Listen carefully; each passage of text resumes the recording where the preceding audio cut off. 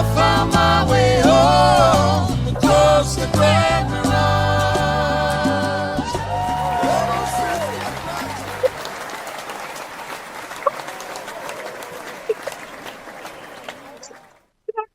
And I am Alison Arngrim. Okay, a lot of you probably remember me as Evil Nellie Olson from Little House on the Prairie. But tonight, luckily, I am Alison Arngrim, and this is the Alison Arngrim Show. And here in the Alison Arngrim Show, we like to talk about things that make us feel good.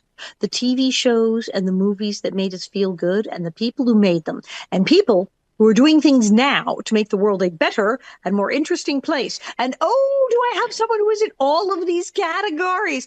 I'm so excited. I am so excited. Yes, yes, you know her from Heart to Heart, multiply Emmy Award nominated. And I remember when she was the girl from Uncle. What? No. Yes. And of course, the founder of the William Holden Wildlife Foundation. I'd like to introduce fabulous actress, activist, and having spoken to her for a few minutes before the show, possibly the smartest person in the world.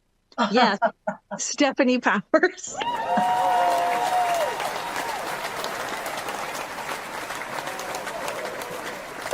How are you? Well, that's a very nice introduction, Alice. Thank you very much. Yes. But you are also a polyglot. You know, you're multiple languages, and we were just speaking in French, and it was lovely. But she has me beat by 5. I mean, as I said, I had seen the rumor that you spoke 6 languages, and I was like, is this trivia or is this a thing? Is this true? And you literally do speak 6 languages fluently.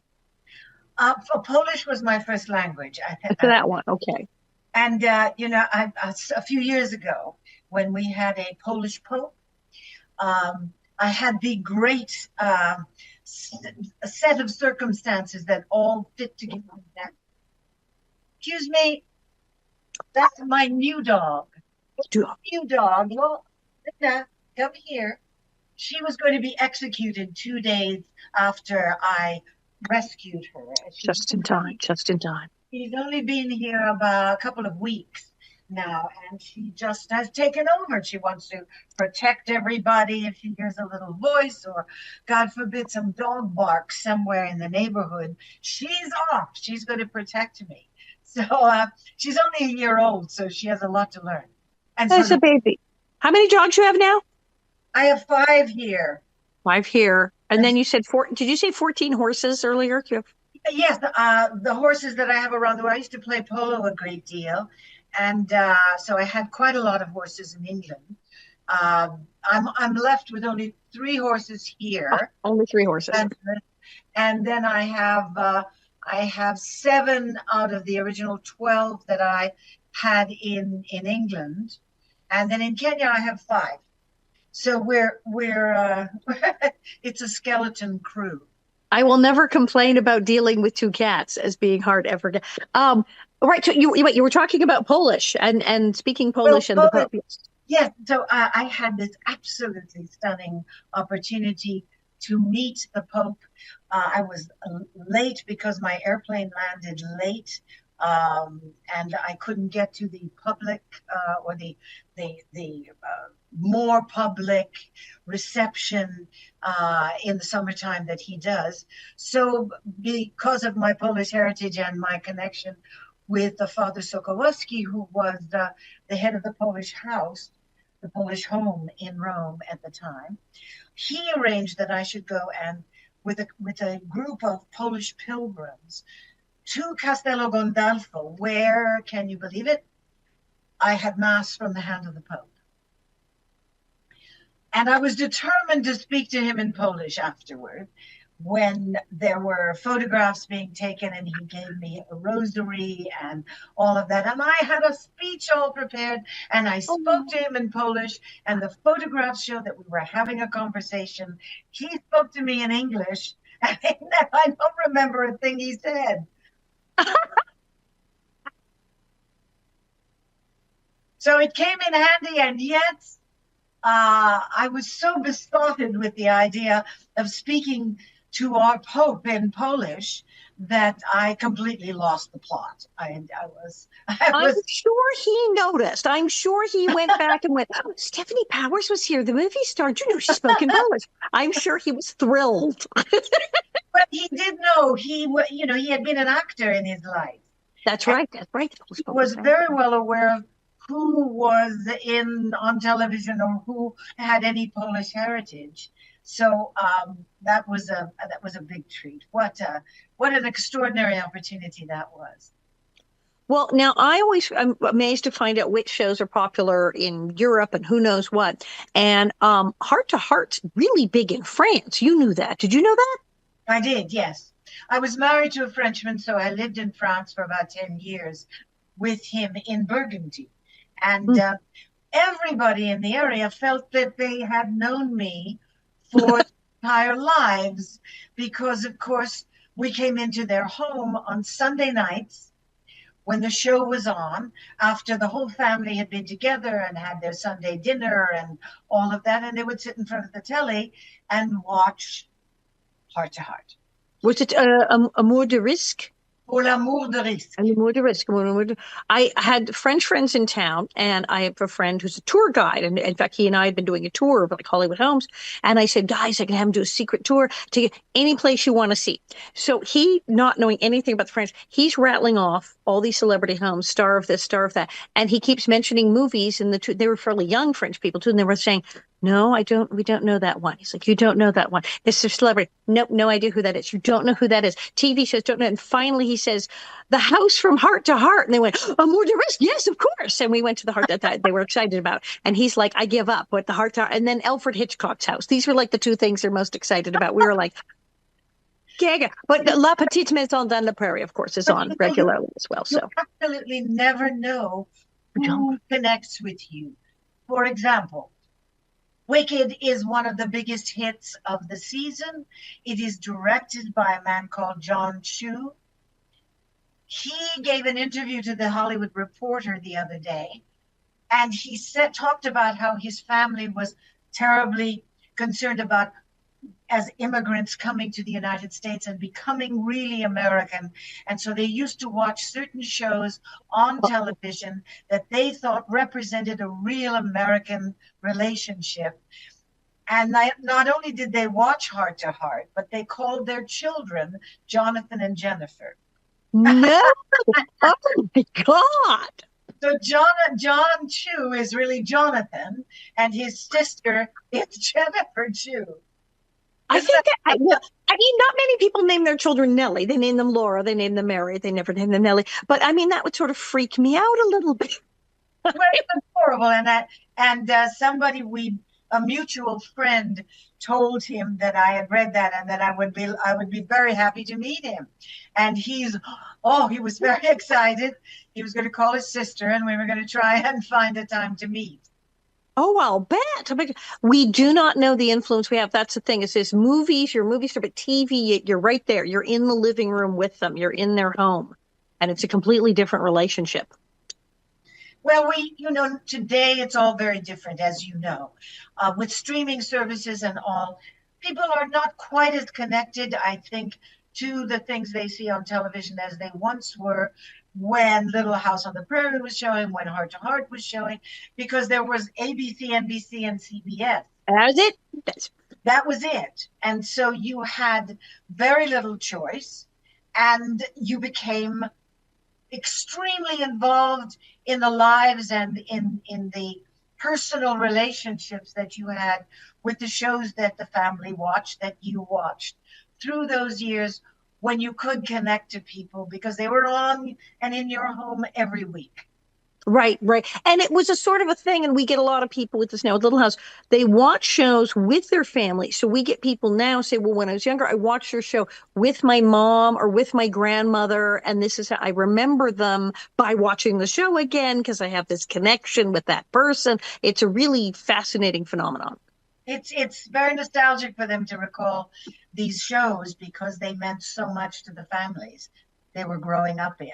I'm Well, a little bit the victim of that myself because I watch all the streaming shows, and if just to find out what's going on and all, if I find a group of actors that I think are really good and they did their roles extremely well, suddenly the show goes off the air or doesn't come back for another year or so or a yeah. season, and you forget all about them, and then you never see them again Yeah, because they've been replaced.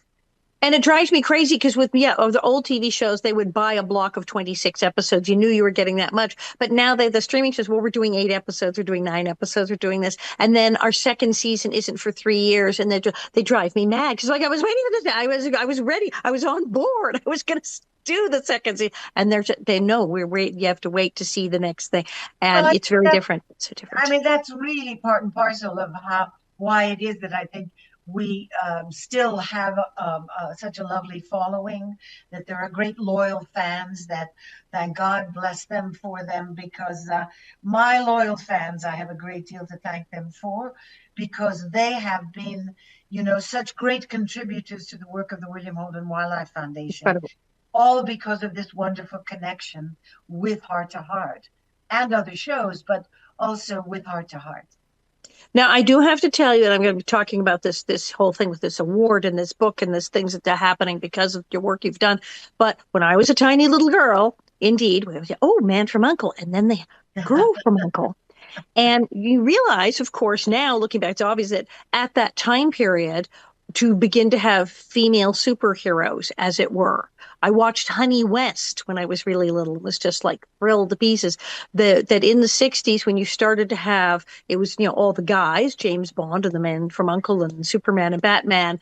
And then you started to have the Batgirl and the girl from Uncle. And you started to have the women riding the motorcycle and catching the bad guys. Although I think you had a guy, you weren't allowed to kill any bad guys because you were the girl from some weird thing. But for a young girl to see that, it was a very big deal at the time.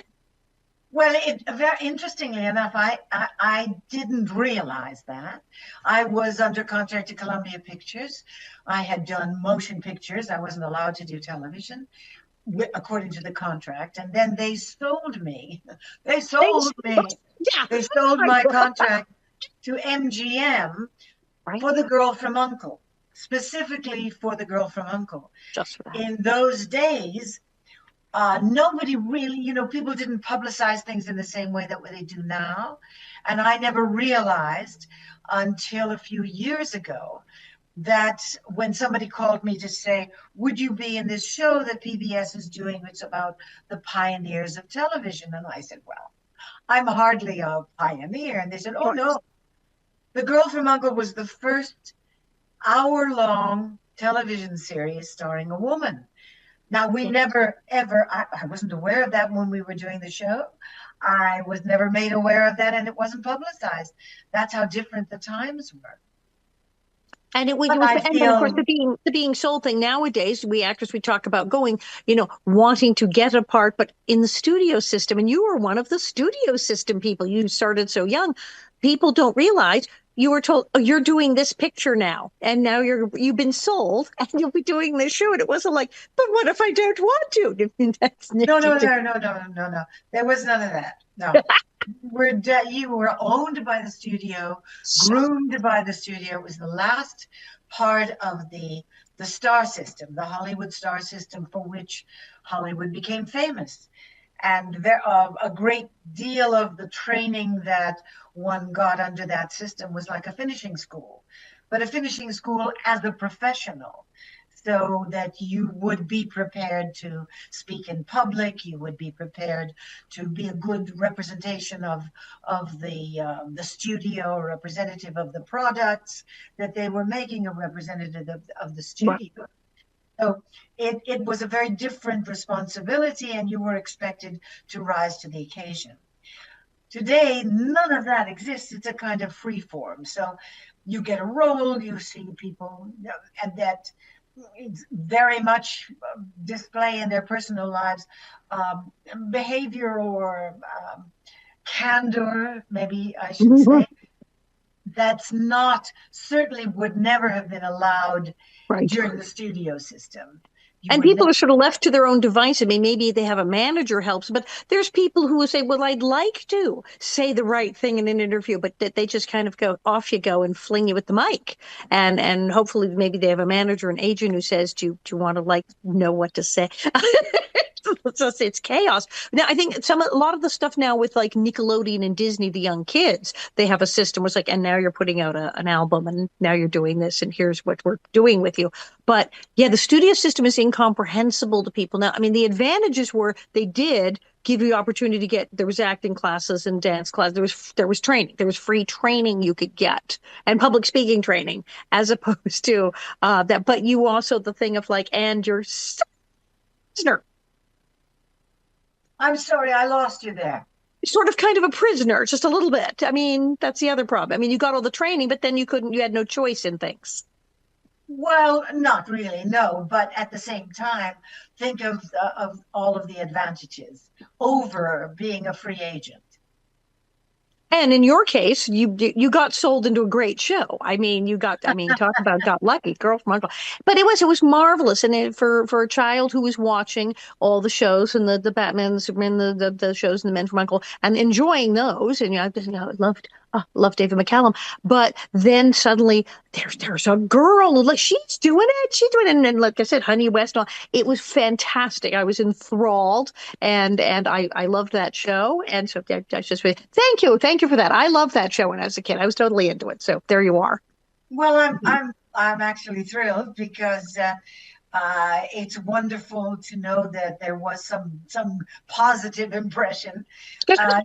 We don't get the kind of feedback that you get in the theater, which I work in quite a lot, where you get that immediate response that you know whether or not what you were working for was actually registering with the audience.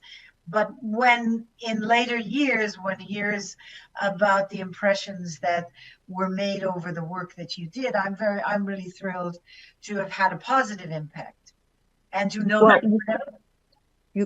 You truly did. Oh, the dogs at it. No, go on out.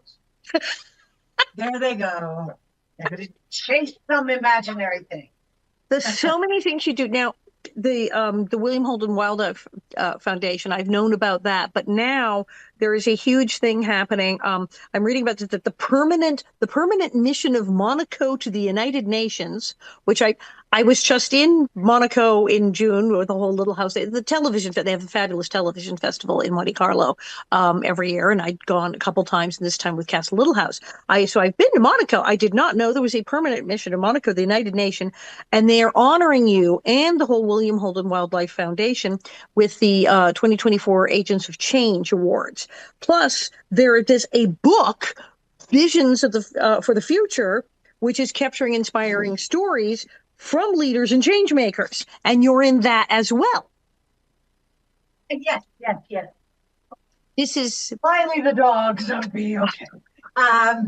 Yes. So explain this thing about the mission of Monaco to the United Nations and this whole honor from the United Nations. I mean, this is fantastic.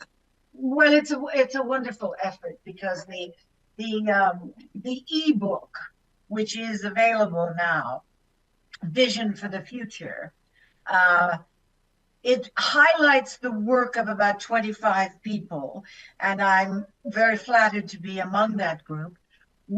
Our work doesn't cross over, although sometimes in the humanitarian ways it does. But each one of the people that are highlighted have spent a great deal of time and have been devoted to the causes that they have fostered and that they have husbanded through its infancy into its fruition. And that's kind of the reason for this, because the person that organized it under the auspices of the UN and the mission from Monaco is devoted to service and devoted to people's histories of service to the greater cause. In our case, it's the preservation of flora and fauna, and the William Holden Wildlife Foundation is named as such to carry on some of the work that William Holden did. He was my life partner for the last 10 years of his life. And he was a visionary in wildlife conservation long before the word conservation was even in popular use. Or Oh, yeah, even, this was way before people were talking about this. And now everyone talks, oh, yes, various wildlife funds. You were doing this, and he was doing this long before this was a, quote, popular thing to be doing. No well, he one was, people were doing this. was doing it way before me. He created the first game ranch for the preservation of species in Right. 1959, if you can No, imagine. in 1959, people were rushing over there to go shoot things and hunt them. Who was creating a game ranch to save animals in 1959? So what he had always wanted to do and didn't unfortunately live to actually bring to fruition was his idea of creating a wildlife conservation uh, um, uh, education center for local people, Hmm. so that the local people could understand and learn what the biodiversity was in their backyard and its value not only to them, but now as they're understanding it, to world climate, to all sorts of qualities of life for the planet. And we have about 11,000 students a year coming through our education center and have done since 1982. So we received our IRS status Mhm. as a public charity, which I formed after Bill's death, specifically to build the education center he had envisioned that would carry on the work from a very grassroots level. So can you imagine all of these people who have have have passed through the portals of the William Holden Wildlife Education Center? We have an outreach program that deals with people in extreme, sometimes in extreme poverty and sometimes in extreme rural settings, who have no way of actually seeing or understanding the environment that they actually live in. Right. That's the thing And people don't think of. I mean, yes, we Westerners go on safaris and photo safaris to these places, but the people who actually live there are busy getting through the day and aren't out going, "Oh, look at the majestic rhinoceros." That's not a thing. So that's right. this is a whole new no concept. When you can't just say don't cut down that tree when you need some firewood. Yeah. So it's a ongoing battle that mankind against nature has been conducting for millions of years. Human beings, from the time human beings stood up, they have been conquering the natural world and trying to have the natural world submit to human needs. Well, Now to we everything. understand, Yeah. Yeah. but to bring it full circle now, we understand that our overexploitation of the planet is putting a time bomb in our laps. And it's very much something we should all be concerned about and participating in. It's not just over there, it's not just their problem, and that else is doing something about it. We have to express our own concern by even something as simple as buying clothes that are biodegradable, because some of the clothes we buy and throw away are not biodegradable. They're made out of petroleum products, and they will be in that landfill Forever, forever. forever and ever. That is We not going to help preserve this planet. it's everything we do has an impact on the environment. I mean, it literally, I mean, okay, if you're breathing, yes, you are taking in the oxygen. If you exist, you're going to need to eat, you're going to consume water, you're going to consume resources, but to become aware of what resources you consume, of how much you don't necessarily need to consume, how you can, moderate that and say, well, how much of this do I actually need? How, as I say, a carbon footprint, how gigantic or small does that need to be?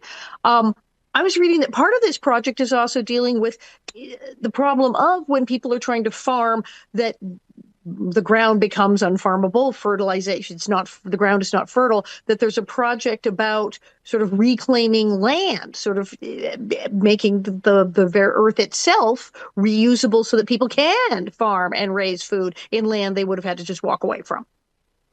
Well, yeah, yes, and all of that. But let me synopsize it for you. So, over exploitation of land which may not have been suitable for farming, but became productive simply and utterly by the use of chemicals, Mm. gets burnt out very quickly. When that land is burned out and it's no longer producing, and people then have to go to another piece of land and exploit that again, you are losing the environment. We're losing biodiversity. We're over exploiting natural resources that we depend on to produce that oxygen that we breathe, and to have habitat for living things of all kinds, whether it's bugs or bees or the larger or elephants. They all serve a purpose, and they all deserve to be able to cohabit with us instead of us taking everything so they can no longer exist, which ultimately makes it impossible for us to exist.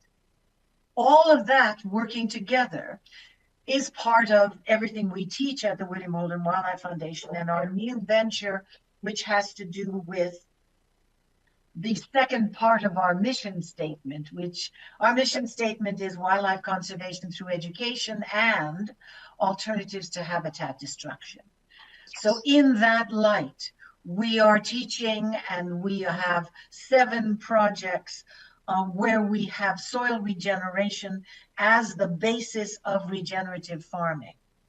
So our soil regenerative techniques are able to turn over pieces of land very rapidly, in some cases and in most cases within one growing season. Oh, And wow. that's crucial for the people we're dealing with, because we're dealing with small landholders who have maybe an acre, no more than 10 acres, to cultivate in order to either have subsistence farming or something that they can also sell to support their families. That's part of the whole ecosystem. It must be dealt with holistically. It's not just having an e-car. It's not just having an electric car that you plug in to electricity that is produced by an electrical grid, which is powered by what? It Coal. still has to come from somewhere. Yes, it's exactly. So we go back to, because we're dealing with people who are very much land-based and very much dependent on the land and on the environment for their own survival. They have to understand that that survival has to be curated, has to be cultivated not just to produce food, but cultivated to be able to continue to have a planet and to have an environment that is going to be productive. All of that works in harmony with the preservation of the biosphere, the preservation of the natural species. So not only is this obviously is it preventing an enormous loss of that land, which becomes practically desert if it's can't grow anything, and is bad for the habitat for the animals as well, that they can't live there. But isn't it also then beneficial to the people living there? Because if their previous setup was to farm the land till it's dead and then move on, that's, I would think, would keep one in a cycle of poverty. You wouldn't really be able to amass anything because you're constantly starting over, and the land's no good, as you said, to begin with half the time without that being able then to get this re-energize this land and show them how to do it within growing seasons, you said, then people would be able to stay longer in one place. Would not their farm then increase? Would not then the amount of food they could sell or feed their family be enormously increased? Well, yes, of course, yes to all of the above. Let me just take it piece by piece. Desertification, what you're talking about, has increased not exponentially with the population, but it has increased, it has run away all over the planet.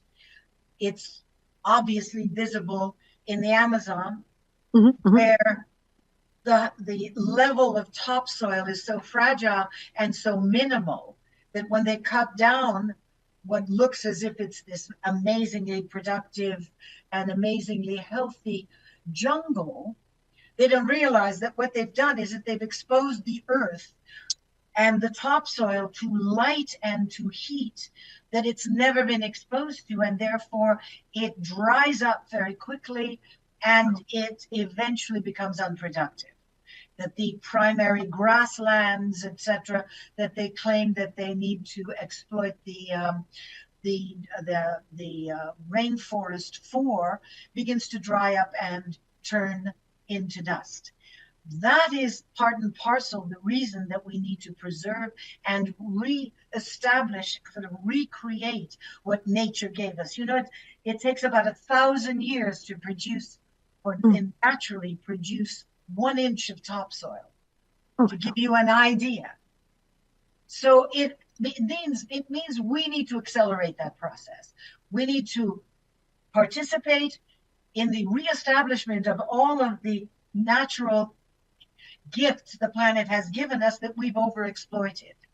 And we need to do it quickly. We need to do it now. And we need to be joined together in this effort so that we're not just exploiting everything in our grasp, but we are giving back, and we are seeing that if you have to cut that tree down, that you plant 2 or 3 in its place. Because if we cannot recapture or in some ways restore some of that which we have exploited, we are doomed, and very quickly. And I know that this is bad news and not the news for an entertainment show, but it is a message that we need not to forget. We need to get up off our sofas and off of our chairs and actually get into the fight. Because if we don't join in this, why are you having children? Why are you looking at a future which is not going to be there for anybody? We're going to look at AI running the whole everything. So if AI is going to replace us, AI is then going to what? Tackle this problem, because we human beings don't seem to be smart enough to do that. We're soiling our own nest. We've already done that time and time again since the Industrial Revolution. Now we have to turn it around, and we have to do it by all of us participating in one way or another. And see, this is marvelous because some people at least have the sense to talk about air and yes, water. Most people don't think about things like topsoil.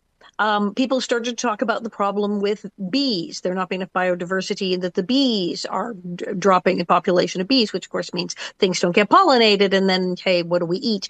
But you don't hear people talking about topsoil, which is so incredibly fragile. And people don't realize that it's that literally that top inch is what makes soil what we think of as soil. And that if you plan to grow food anywhere, you cannot destroy all of the topsoil and walk away, and that destroying topsoil will kill you, just as completely polluting the air and water will. And people don't talk about that. They don't realize how important the topsoil is. It needs to be, we need to learn how to reproduce it. And that's what our project does. It reestablishes the biome that is either dormant or has been destroyed, and in so doing, it begins after a great deal of curation. It begins to reestablish itself, so it can stand on its own, and it will reproduce itself. But it needs a great deal of care in the very beginnings. But it is possible to turn over some of this land rapidly, which is, of course, in the third world, which is really the majority of the planet. They need to eat now. They can't wait for 3 years and let something else happen. They need alternatives to everything that is being destroyed around them that they don't realize they've participated in. But I love what you're talking about, that you can't just go in and say, well, we're just going to fix this here. Right. What do we do about next week's crop and the food we were planning on eating? Oh, well, you'll just go off and figure that one out. We're going to fix this, and you are just like a byproduct of this. That you're saying, no, you live here. How do we keep the people who are actually here alive and the animals and that you're working with the people who are living there to say, how do we make this happen? How do we make this good for you, good for us? Here's what's going on that no one is telling you. You're living there and wondering why your farm's not going anywhere.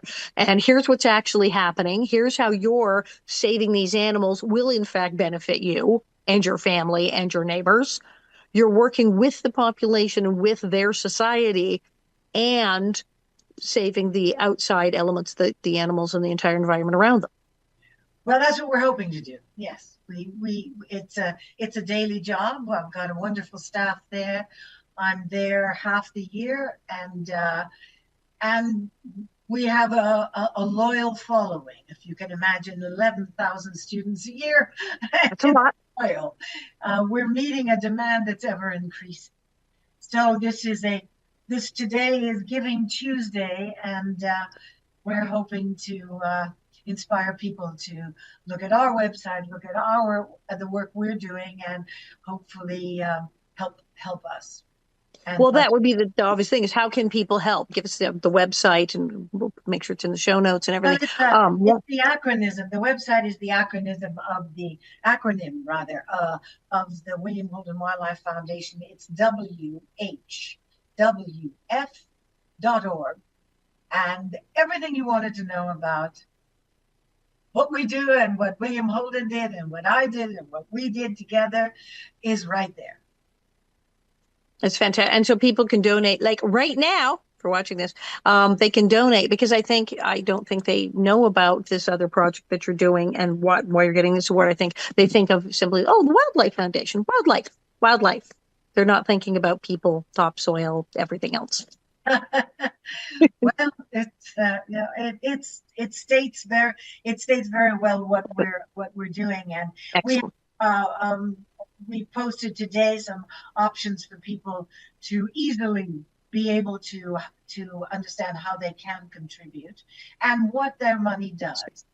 Many organizations take people's money, and a lot of it goes in overhead. Mm-hmm. And I understand that because I've seen it all over the world. Our organization works differently. It works differently because there is one person who covers all the overheads of the operations so that I can absolutely look at you, even through Zoom, and look at you in the eye and say that 100% of what you give me and you trust me goes to the work we do. 100%. No one can say 100%. Even people who are very smart and say, well, we've reduced our overhead. We don't have any extraneous, unnecessary expenses, can say 90 cents on the dollar, which is astounding if people can say that they can say we can give 90 cents, but 100%, your expenses are covered 100%. I feel like I'm doing a telethon now. I want to. 100% of donations go directly to the work. Yep, it does. And I can say that with a great authority because I'm the one who pays everything else.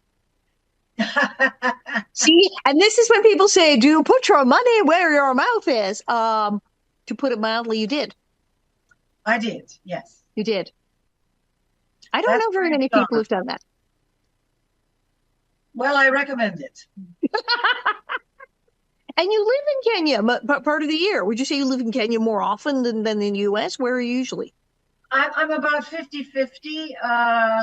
And then, of course, I sometimes work. So, and I work a lot in the theater in England. So once in a while I do a play or a television show or something in England, which is very convenient because it's quite close. It only takes me an overnight trip to get to England from Kenya. So that's very convenient. You can commute. I can, yes. Overnight. That's fantastic. You're saying that at this point you actually have dual citizenship with Kenya? Not citizenship. Not dual citizenship. Residency. You're now full-time residency, right? Because you're there half the year. You would have to do that. Yes, I'm a dual resident. Wow, that's fantastic. This is absolutely, I see why you're getting this. Now, where can we get this book, The Vision for the Future book? Because it also has the founders, Carrie Kennedy, founder of the John F. Kennedy Human Rights, Eddie Bergman, co-founder of Miracle Corners of the World. I mean, it's all people who've done amazing, amazing stuff. Where do we get the book It's Vision for the online. Future. It's It's online. it's free and it's online. It's And free. it's a vision for the future. Is it, That's if I go on Amazon, can I locate it there and download it, or no, just go on Google just and Google type Vision for the in Future and there's its own website? vision for the future. So we can get that now. Do you have your own book? You have your own book that you've written at some point, did you? I did. Yes, good. I wrote a Can we get book. that? It was a little while ago. It was after some major events had happened in my life, and it was very much a catharsis to write about things that had transpired.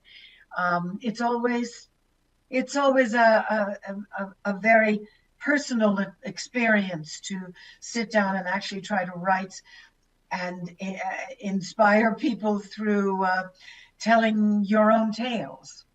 Hopefully, it was amusing as well, because a lot of life is funny, and I don't take myself as seriously in some regards as I do take the work of the William Holden Wildlife Foundation. Right. Now, is that book still out there? Yes, it It's is. still And available. Yes. Good. you can still get it on Amazon. It's called One from the Heart. One from the Heart. Excellent. Do you think you'll write a second book? I've been asked to, but oh boy, it's hard work. It's really hard work. And I wrote it myself. I didn't have a co-author. That I know the people keep saying, "Are you writing a second book?" And I'm like, because that's lots of work. What Oh, would you it's say to really hard people work. who are watching this now? What would you say to people watching this now? I mean, besides write a check immediately, go to the website, hike the credit card, hit the button. What would you say to people watching this now who are realizing all of these things and saying, this is incredible? And yes, I mean, our clock is ticking environmentally. What would you say to people right now that what they can start doing today that will actually help, will not just be an empty gesture? What can people start doing What for us? for the For environment in general?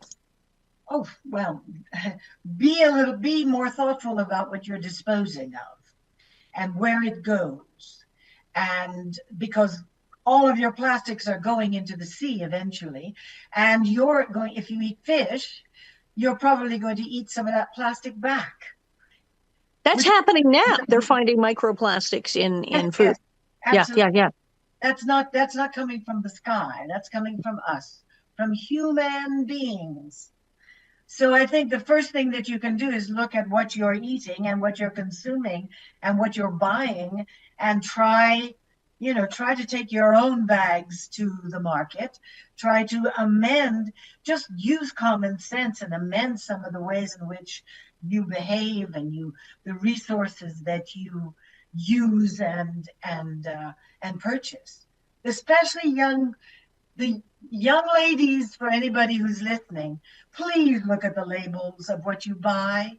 I know that it's nice to have new dresses and cheap new dresses that look good and then you can throw them away. They're not going anywhere. Hmm. They're going to be there because those miracle so-called fabrics that are cheap to produce are byproducts of the petroleum industry. Is that what you want on your body? Is that really healthy to have on your body? Well, spandex and this and everything, you really look and be conscious of what you're buying. This is a bizarre thing to mention, but it was a horrible thing that happened in the Balkan War. They killed a lot of people and put them in mass graves. Last year, when I was in England, they dug up one of those massive graves, and they were doing a documentary about it, and it was on the BBC.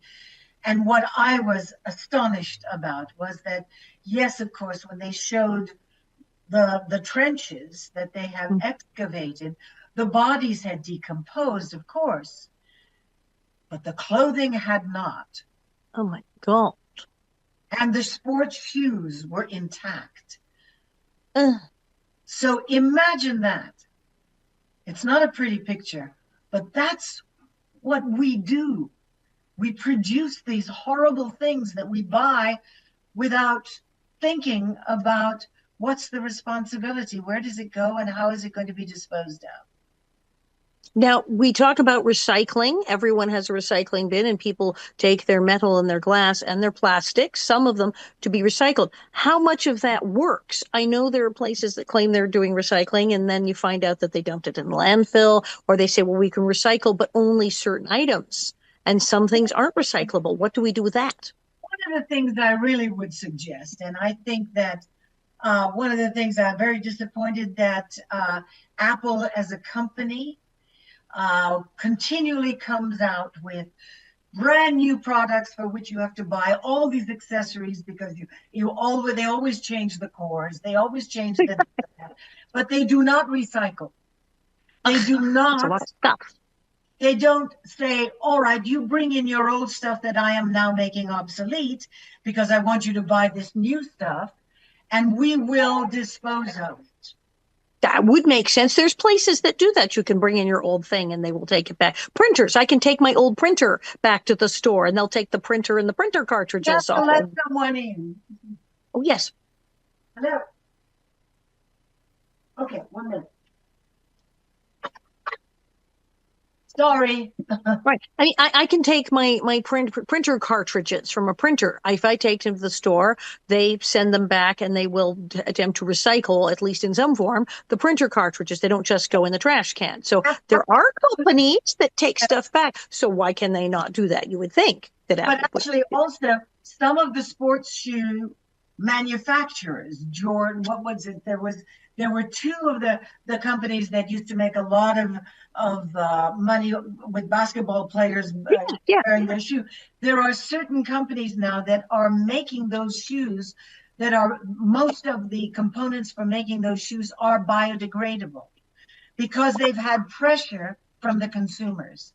So all we have to do is put pressure on all of these companies that are making everything we have obsolete in order to make more money by us buying more stuff. If we're going to do that, if we're going to buy all the new products from Apple, fine, but make sure that we demand that they recycle all of the old stuff that they've made obsolete. Yeah, have us bring it in. We'll drop it in the bin at your store. We'll bring it in. But please, yes. But other companies are doing it. It's physically possible. We know other companies have done it. We know it can be done. Absolutely. But we have to demand it as consumers. Because all of these follow the money. All of these companies are only out for profits. They don't care about you, the consumer. So if we, the consumer, says, not going to buy your products until you commit to recycling the ones that I have that you made obsolete. That's a good idea, isn't it? That seems a rather simple request too. I don't see why that wouldn't work. Well, I'll start a movement. All right, we'll do it. Sign a petition. But this is just amazing. What is your next project? Is there a next project on top of all of these? What would you say was the next thing for you? Well, right now we are. I'm working with a number of universities so that we can have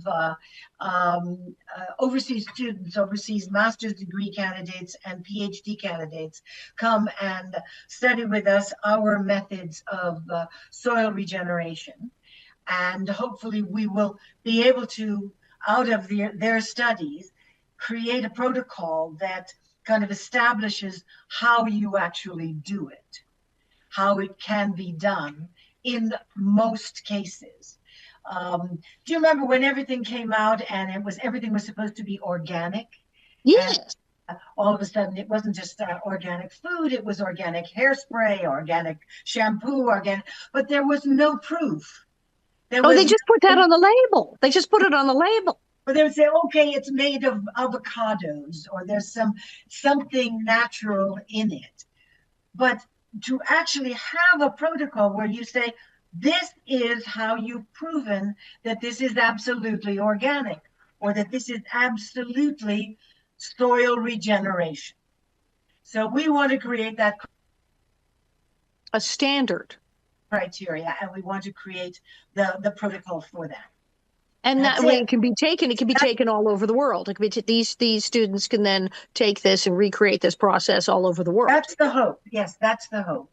It's not some information that we want to guard for ourselves and monetize somehow. We want it to go out, and we want people to embrace it. All right. Okay. So if they want to read about you, where is your website? WHWF.org. All right. So everyone go there now. And, it's Christmas. Maybe you could give in somebody's name, as their Christmas gift. I'm thinking this could be a good gift. And thank you. You are amazing. I'm still going with it. You may be the smartest person in the world. So Stefanie Powers, yes, girl from Uncle Heart Tart and smartest person in the world. Thank you so much for coming on my show. I'm going to have you come back. This has just been delightful. Thank you, Alison. It's lovely to see you. All right. Thank you so much. And congratulations on your award. So thank you. Thank you. And this has been the Alison Arngrim Show. And yep, I'm still Alison Arngrim. Thank you. I found my way home across the Grand River.